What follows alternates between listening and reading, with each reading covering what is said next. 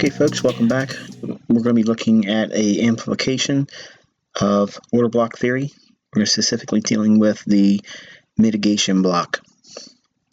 Okay, when we look at mitigation blocks, what we're looking for is a condition in the marketplace where the market has given clear indications that it wants to break down or move higher in a step ladder formation.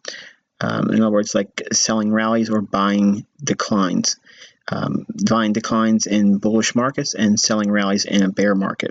Okay, when we look at the marketplace and we frame price action in the form of resistance levels and support levels, or anticipated bearish institutional reference points and anticipated bullish institutional reference points, we have to have a context in the marketplace behind our viewpoints. Are we looking at the market that has a bullish scenario, or are we looking for a market that has a bear scenario?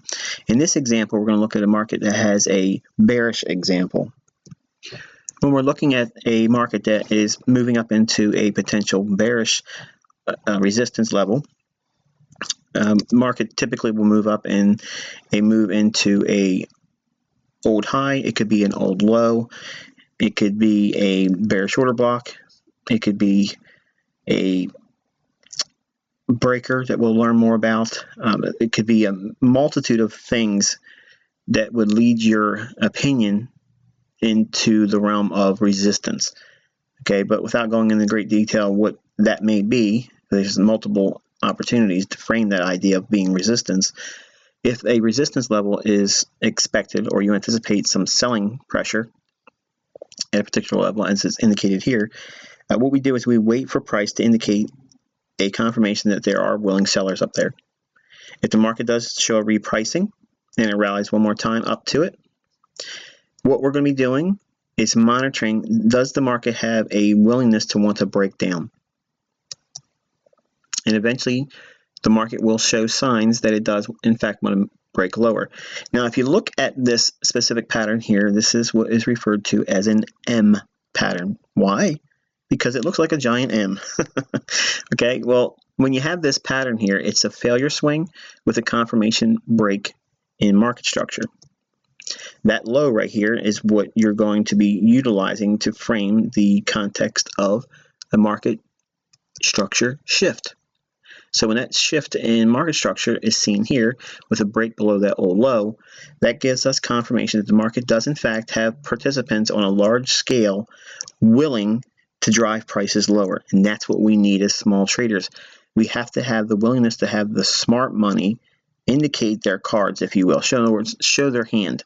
Do they want to send prices lower, or do they want to send prices higher? In this case, this is indicating that the market does in fact have confirmation that it wants to go lower. So what we do is we look at this range from that short-term low up to that short-term high. Inside that range, there has been buyers. But the problem is now those buyers are underwater. This short-term rally in price highlights a specific institutional reference point known as the mitigation block.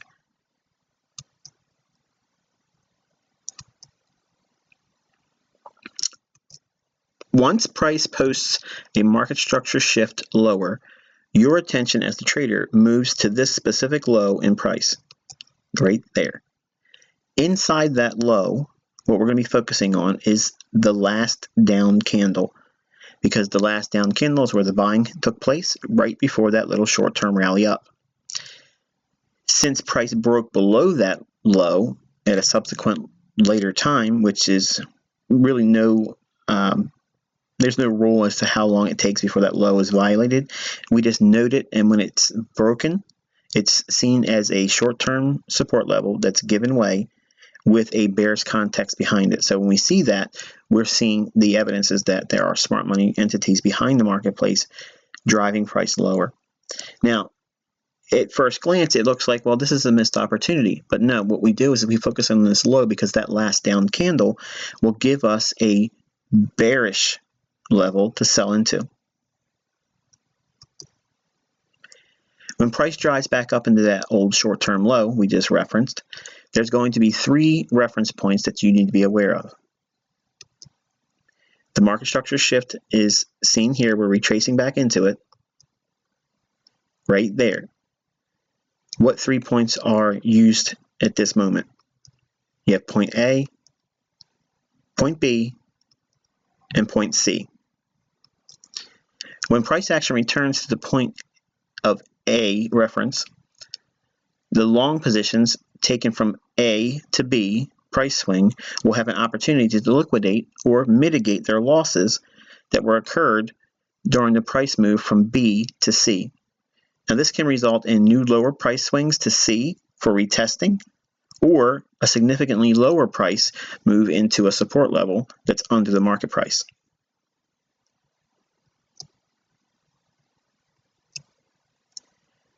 In short, this is an opportunity to sell whatever particular market or asset class this is.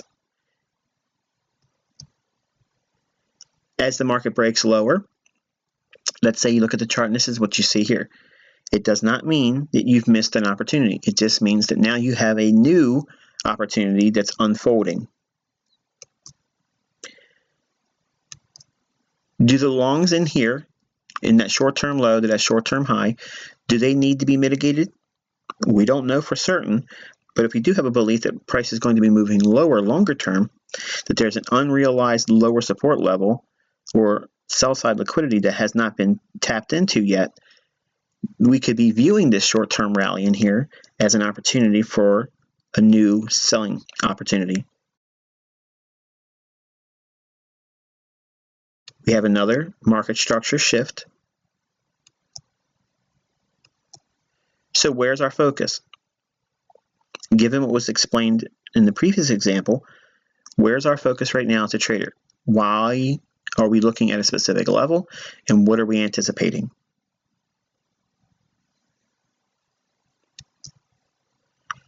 That low right there. Inside that low, the last down candle, that's what we're going to be looking for price to reach back up into. If it does that, we can be a seller at that moment. As price drives back above it, into that low, we're watching price trade into that last down candle right before it had that short-term rally before. Right at that moment here, we're looking to go short. As price hits that last down candle in the previous short-term low. Where's your focus at this moment? We're anticipating price to move down from this point here, which is giving us a short opportunity to run the liquidity out below this short-term low here, and potentially as low as our higher time frame support level. As price hits our longer-term support level, or anticipated bullish institutional reference point, which could be an old high, it could be an old low, it could be a bullish order block, many opportunities to frame that idea, but whatever that is that forms your idea for support, this is the objective that you'd be reaching for. As price hits that level, we would be collapsing our trade and moving to the sidelines waiting for new developments. When we have this, in the marketplace, what we're seeing is the classic support broken turns resistance. Every time price moves back to an old low, actually happening is it's referred to as buyer's remorse.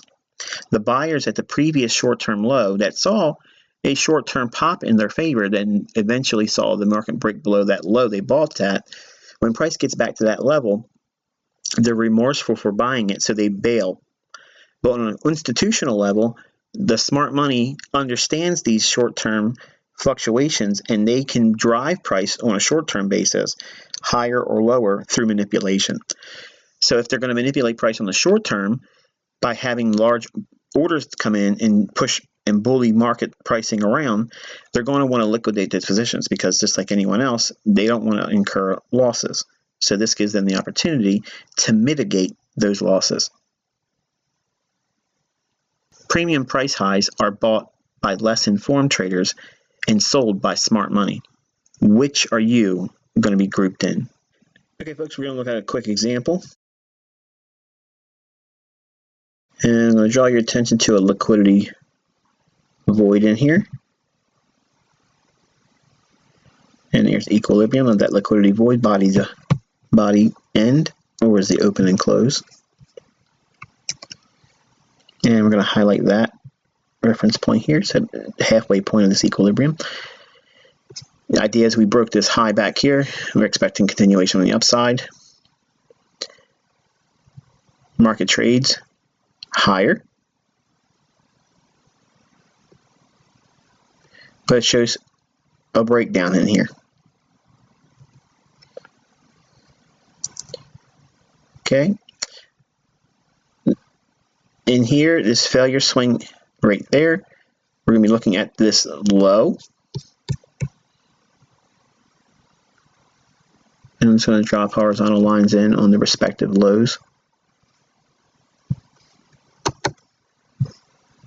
And this will be a new mitigation block when we drop down into the lower time frames. Market should sell off there. It sells off, breaks this low here, so the last down candle on this move here is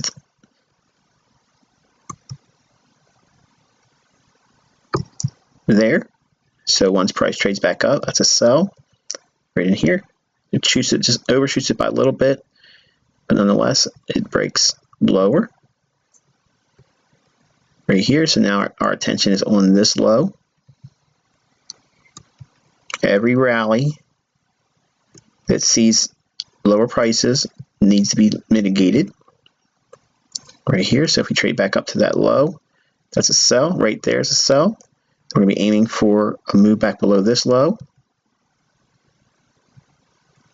ultimately down into our equilibrium of our liquidity void right here. Low comes in at 111.48, 111.48. Here's a short-term low, hits it, trades lower, trades back up into the last down candle, hits it, overshoots a little bit, but it's inside the body of the candle, which is what a mitigation block represents. Price trades down below the last down candle here, and we have another lower low here, so we can adjust that one to that low there, right there. Price hits that.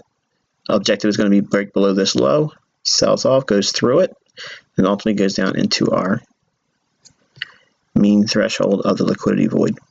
So a couple different things shown in here as an overlap study on mitigation. Let's take a look at a 30-minute chart on the same price action.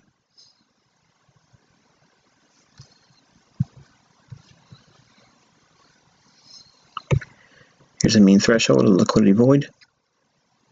Last down candle, right for the up move. Price hits it, sell it right there. This is a mitigation block. Everything that was used to drive price higher, once it's traded below here, it's underwater. They're going to want to mitigate those losses at that candle, sell short. This last down candle here is violated here. Price trades back up to it here. We can be a seller. The whole entire candle is used, not just the bottom, but we can be a seller down here. So it could be a short seller at 112.62, and our stop has to be somewhere above the down candle in here.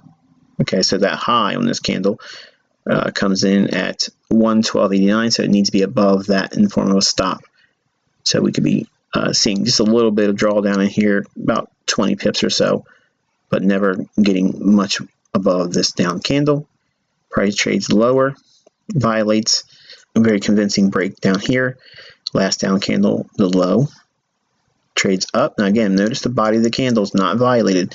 This is hallmark characteristics of a mitigation block. Price trades up into it.